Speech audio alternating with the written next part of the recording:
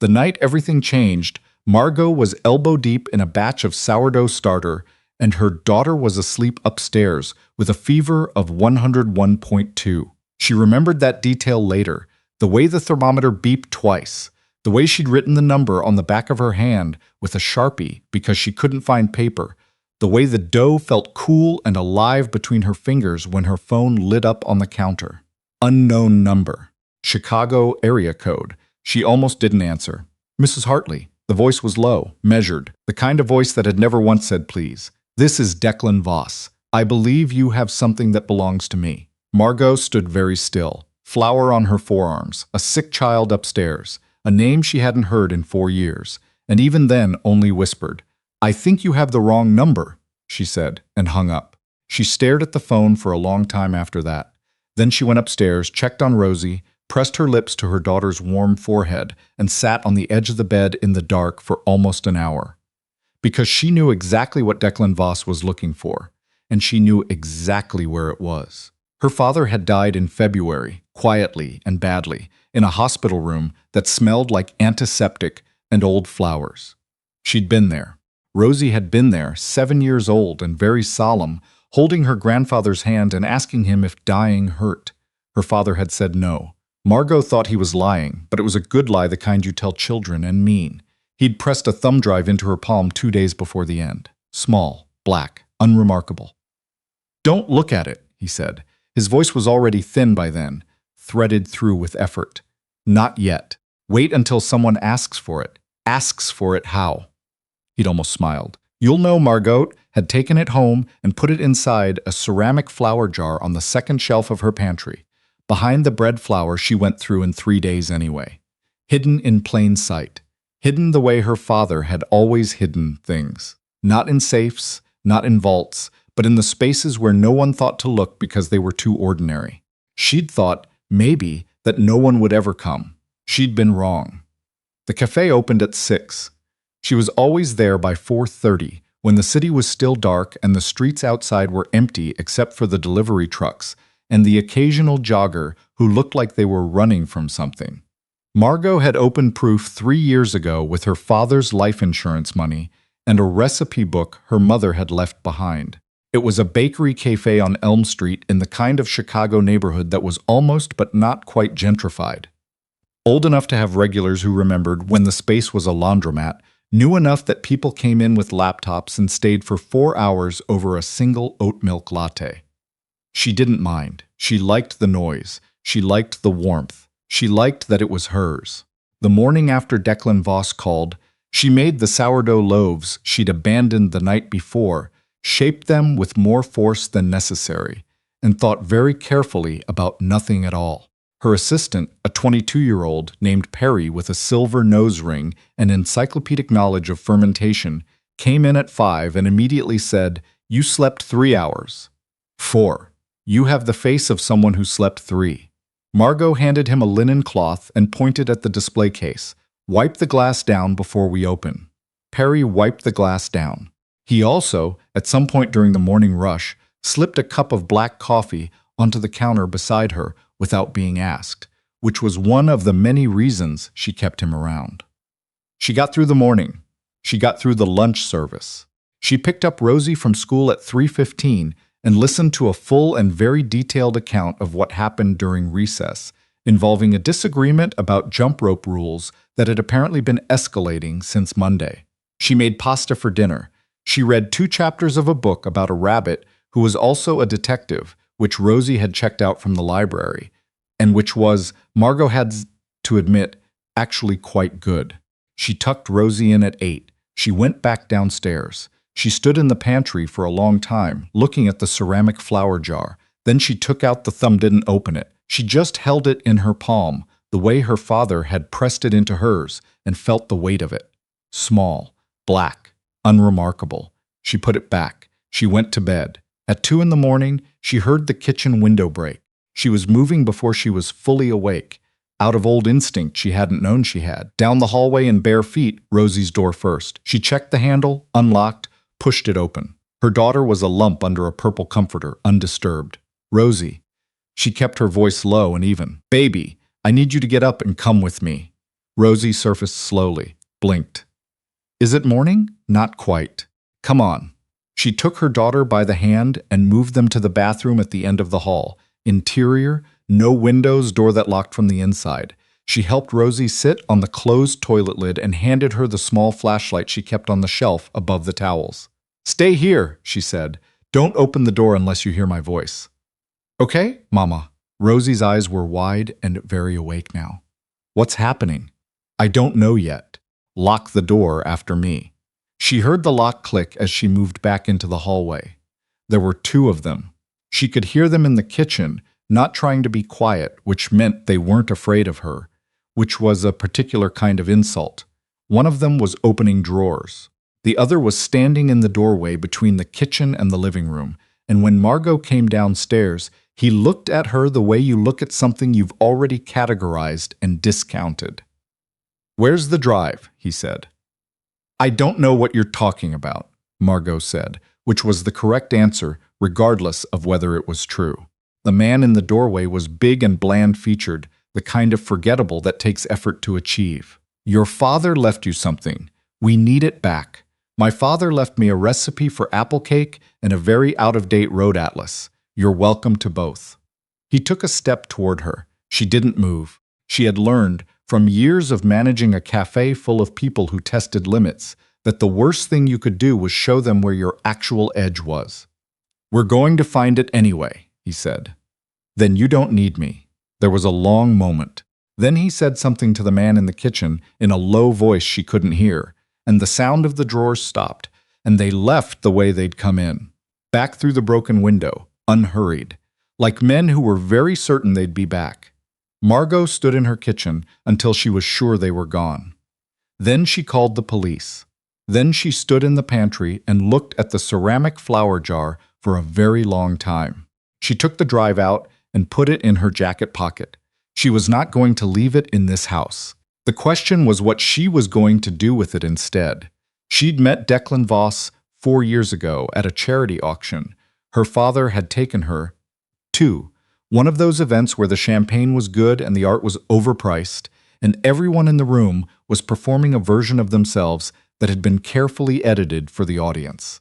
Her father had known Declan's family for years, in the complicated way that men in certain circles know each other, not quite allies, not quite enemies, an arrangement that required constant maintenance and careful language. Declan himself had been unexpected. She'd been prepared for the performance. She hadn't been prepared for the man who sat down beside her during the auction and said, without preamble, the provenance on that Ellsworth Kelly is wrong.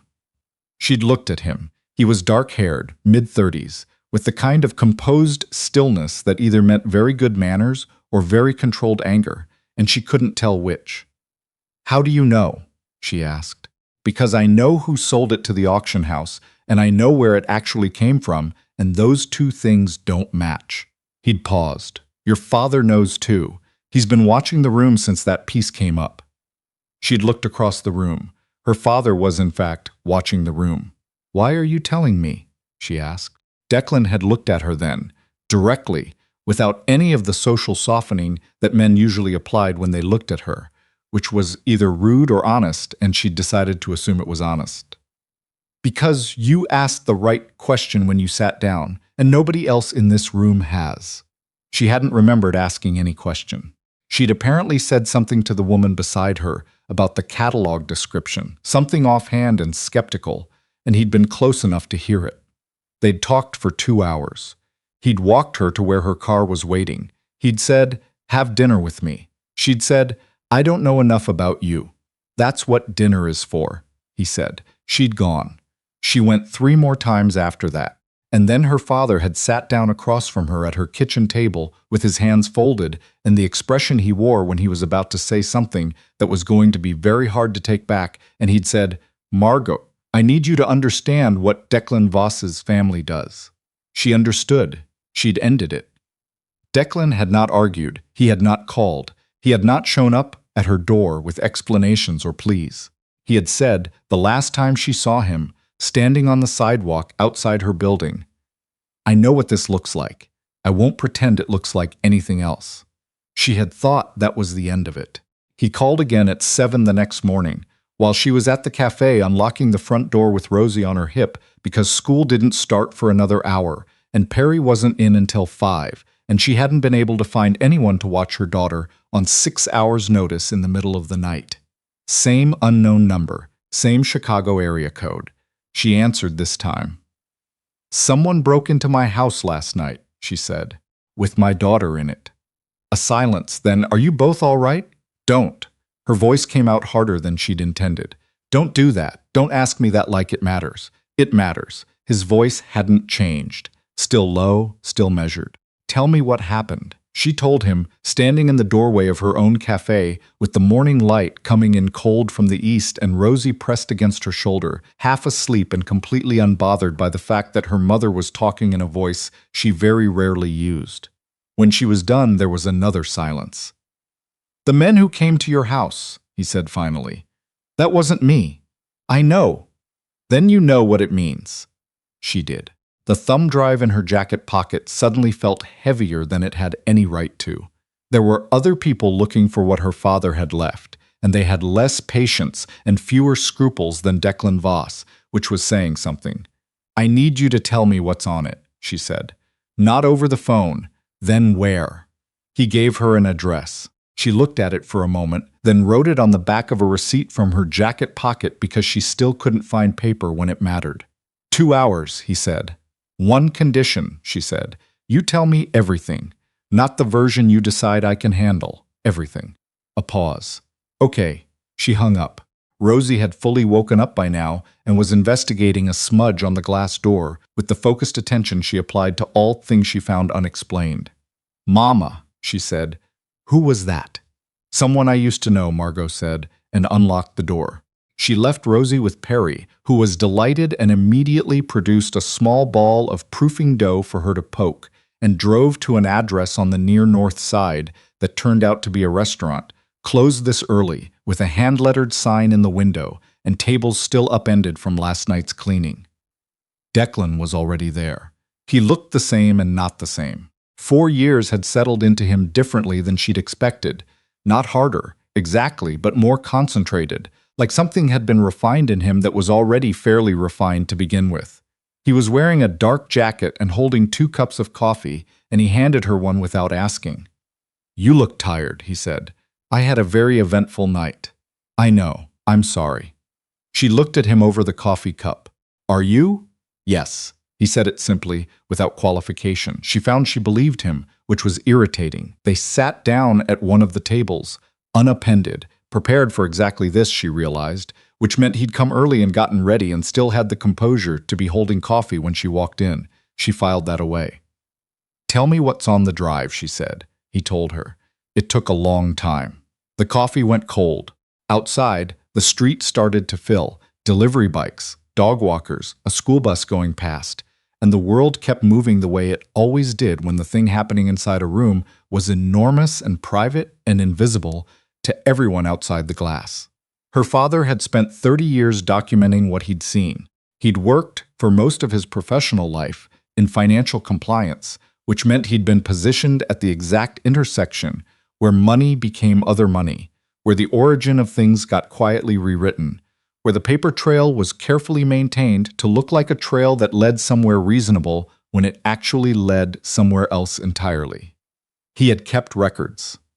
Detailed records, the kind that required forensic accountants and federal prosecutors, and in certain cases, immunity agreements. He had never intended to use them while he was alive. He had intended them as insurance, leverage, in the polite language of men who dealt in such things. But in the last year of his life, when the calculus had shifted and the insurance had stopped working, he had made a different decision.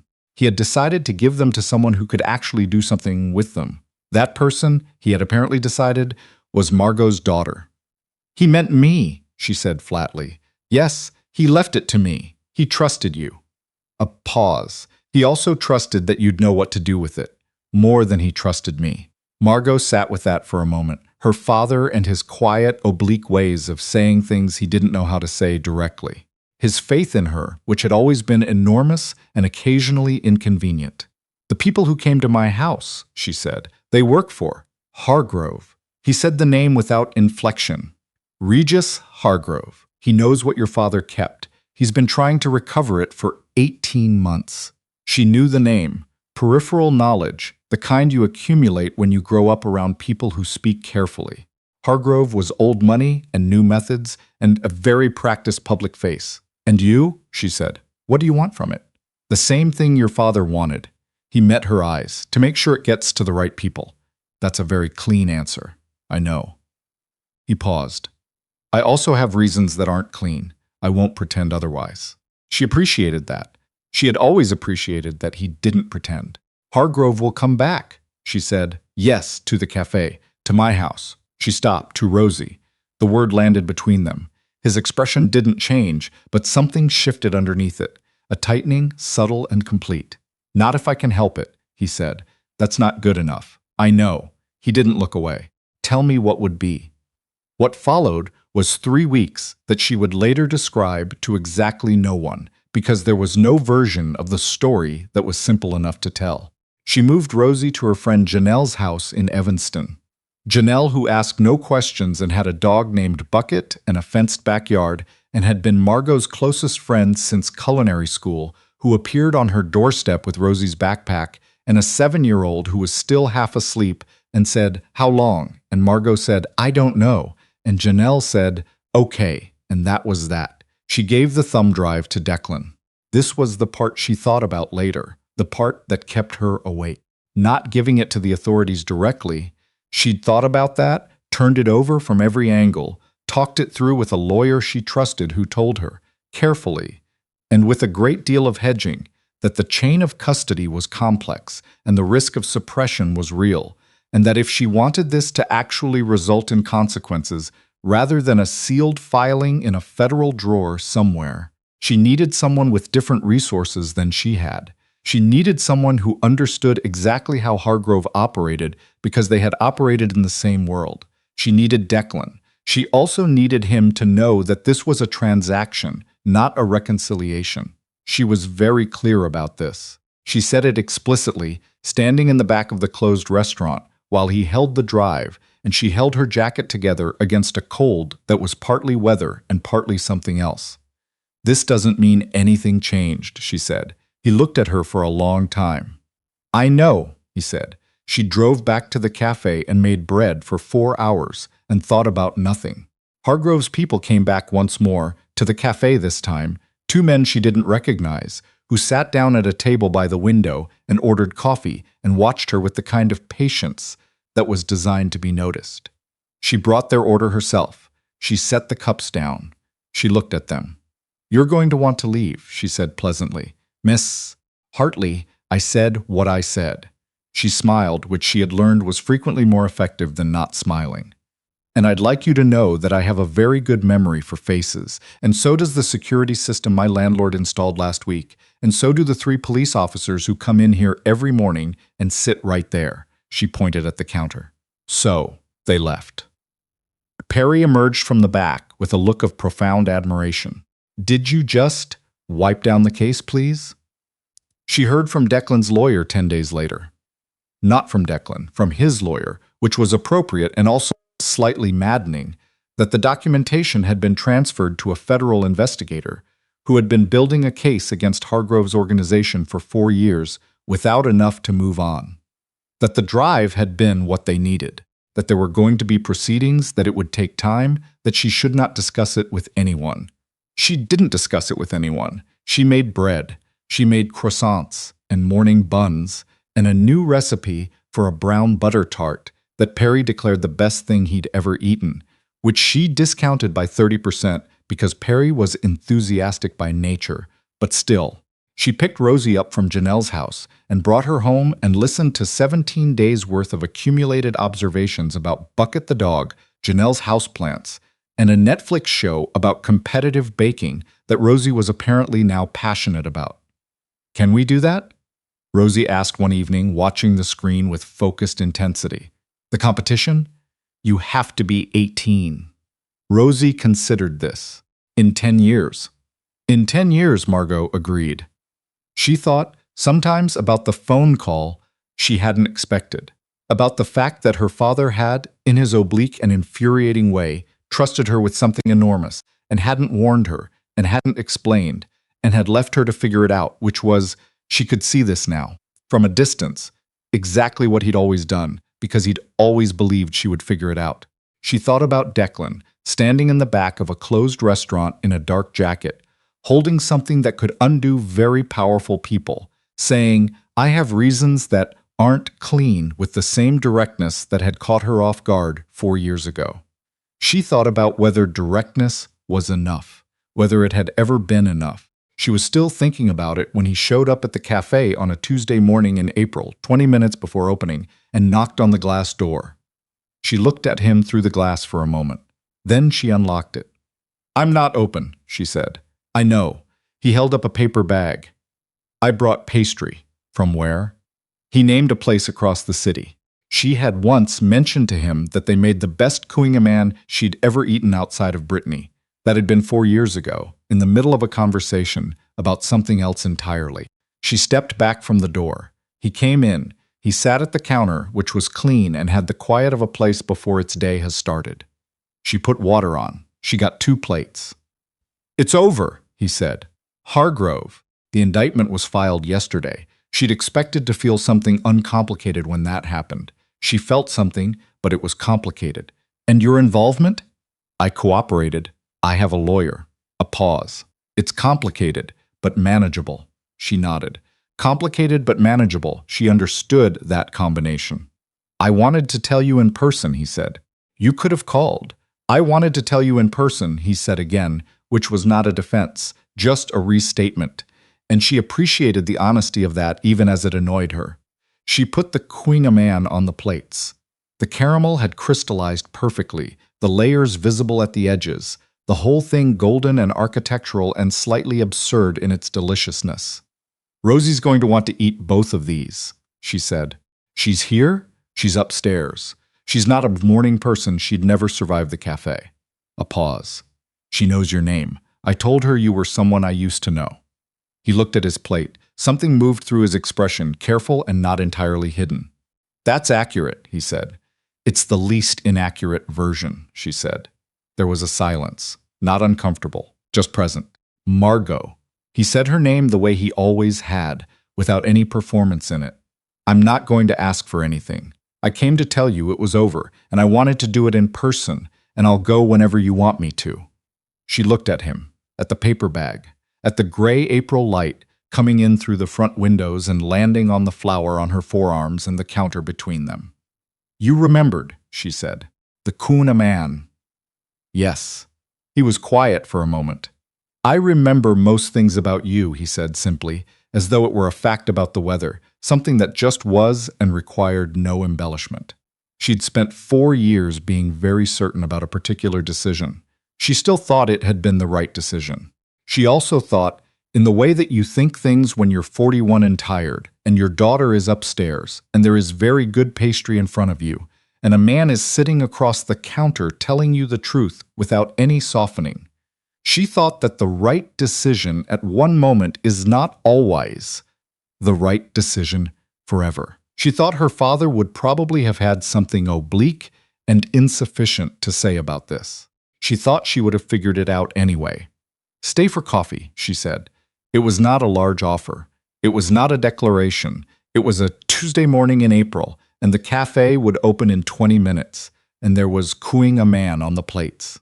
But he looked at her across the counter with an expression that said he understood exactly what it was and what it wasn't, and he said, "Okay." And that was where they started, not where they'd left off, not with anything mended or explained away, but somewhere new, with flour on the counter and the smell of something baking and the particular light of early morning, which is honest in a way that most light isn't, which was, she supposed, the only kind of beginning worth having.